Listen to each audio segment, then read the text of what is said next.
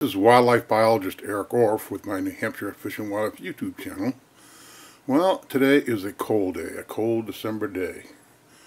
It was 0 when I woke up this morning, and we've had quite a bit of wind all day. I've been out a couple of times for a few minutes, not long. My bird feeder was more active earlier. I have a platform over there. Right now it seems to be the squirrels in there, but you know, all through my life I have pondered, how does wildlife survive a day like this? Or worse yet, the other night we had some, I think it was freezing rain a week or so ago. How do wild animals not die overnight? In any night, any human would be out without sufficient cover or fire or some way to warm themselves. They would die. Well, chickadees. Let's think about chickadees. I don't see one here now. I've not had that many chickadees this winter, but you know, chickadees, they actually double the number of feathers they have over the winter time to keep themselves warm. And on a cold day, you can just watch these turkeys. Yesterday it snowed? The turkeys that were feeding here, I think this is the third or fourth round of turkeys that have come through here. About every hour or two I throw out another 4 or 5 pounds of grain and for the birds and for the turkeys. So had 30 or 40 here a while ago. Anyways, chickadees double the number of feathers they have. And also, most birds simply shiver all night long. So they have to get enough energy during the day, eat enough food, in order for them to shiver through the night to keep from dying. That's how they survive nights, cold nights like this. They literally shiver all night long. Of course, same animals, chipmunks, they stored food. In fact, my mother a mile down the road saw some chipmunks last week. I've not had one here in a while, but chipmunks, you know, they're one of our 7 sleepers.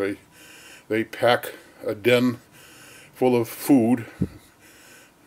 Here they lug away the corn and the bird seed and hide it for the winter, and so they don't completely hibernate like animals like a woodchuck or a bat or meadow jumping mice that actually their temperatures fall to just a few degrees, you know, above freezing over the winter time in some winter burrow or cave or building. You know, over my career, when I was working, my part-time job besides a full-time wildlife biologist for New Hampshire Fish and Game was my nuisance animal control business called Bat and Wildlife Control Specialist, which I did for 25 years, and really focused on bats. But I did take numbers of bats out of buildings over the winter and try to keep them safely till spring.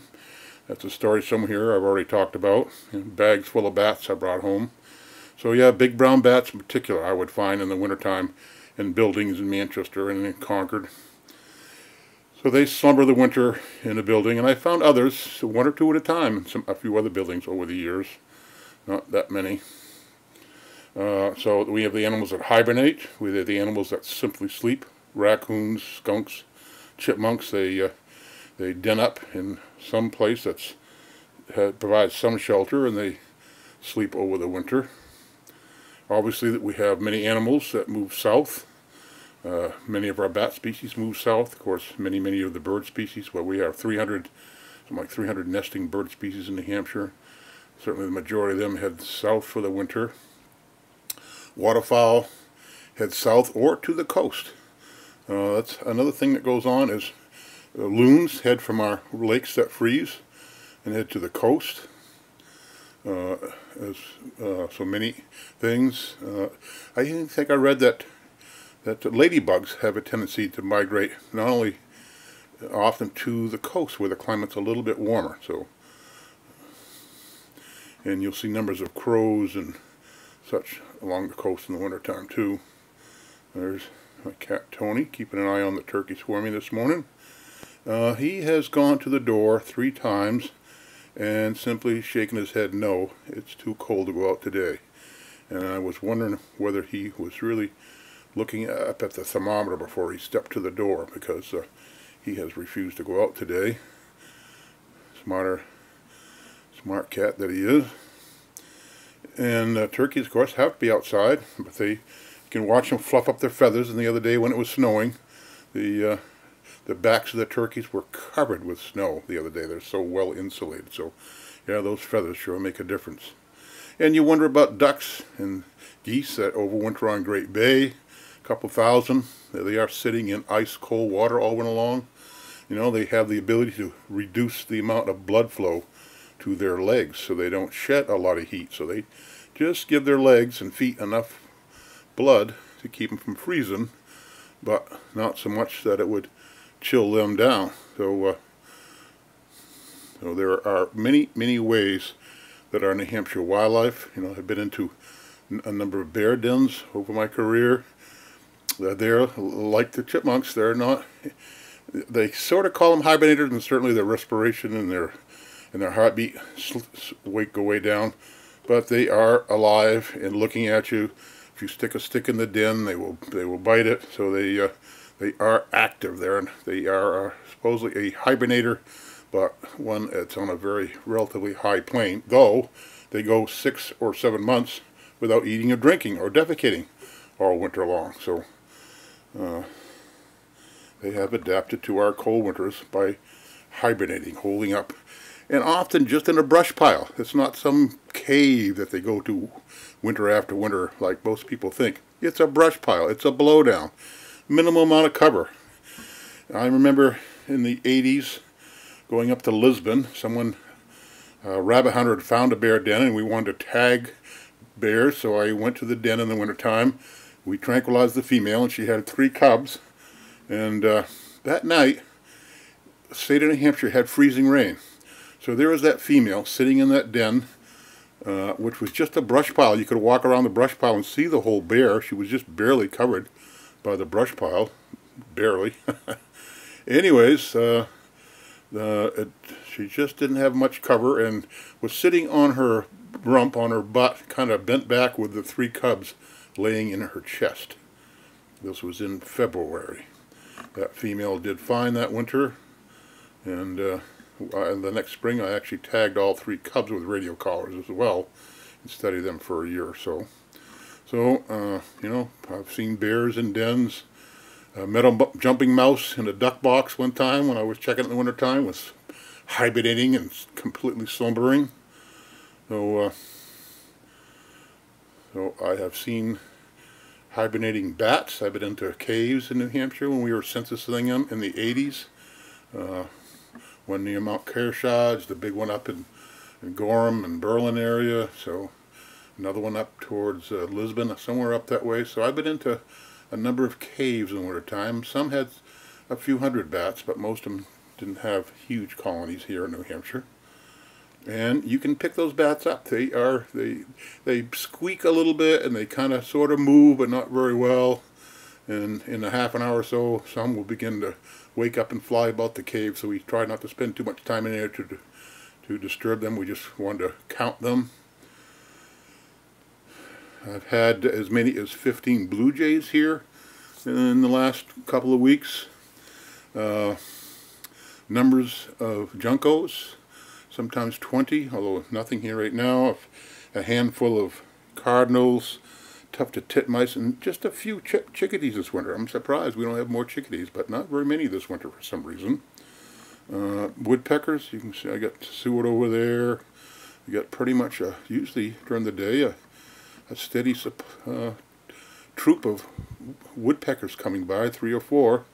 I think it's just so cold today. The birds have fed this morning and just are holed up. It's too windy and too cold to move about much. So another way, they simply don't move. Now we're looking at snow. Many animals live under the snow. Mice and voles and shrews, they all live under the snow. It's called subnivean living, and they really need down vegetation. So when you have a woodlot, you know, and trees come down, leave them. That ground cover is very important for those subnivean animals that live there, including weasels and fisher will go under the snow for a while at times. Ruffed grouse dive into the snow at night to sleep. I've found a number of ruffed grouse beds where you See this hole in the snow and a pile of poop there where the grouse had spent the previous night, buried deep in the snow. So a lot of animals count on the snow as cover in the wintertime, because certainly getting out of the wind and out of the 0-degree temperature, because it's going to be closer to 32 under a deep layer of snow. So yes, they use snow as an insulator to survive the winters. Many animals do that. So migrating, hunkering down, sleeping, feeding wildly when they can, and then resting. Deer go to our wintering deer yards. In the southern part of the state, it's hemlock stands, or typically in central and southern New Hampshire. To the north, it's the fir forest, spruce fir forest, and also in central and southern New Hampshire, a number of deer, many deer, migrate to south-facing slopes. So it may be hardwood, so it's not perfectly good cover overhead, but during the day, when the sun lays in there, it warms them up. So they actually use south-facing slopes. So many animals also adjust their behavior in the wintertime to move to warmer areas, south-facing slopes, exposed areas, where they still can find food. And then in New Hampshire, we have a couple thousand ducks that overwinter inland here. Each winter, Fish and Game wildlife biologists count the inland ducks, and I would count several hundred here between Allenstown and Manchester and Nashua. Nashua always had lots of ducks and geese.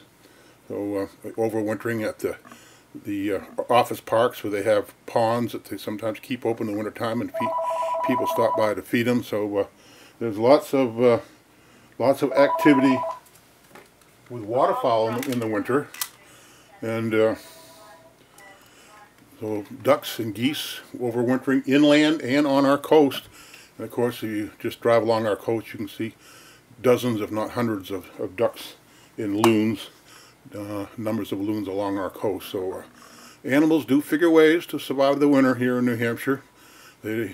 Some migrate south.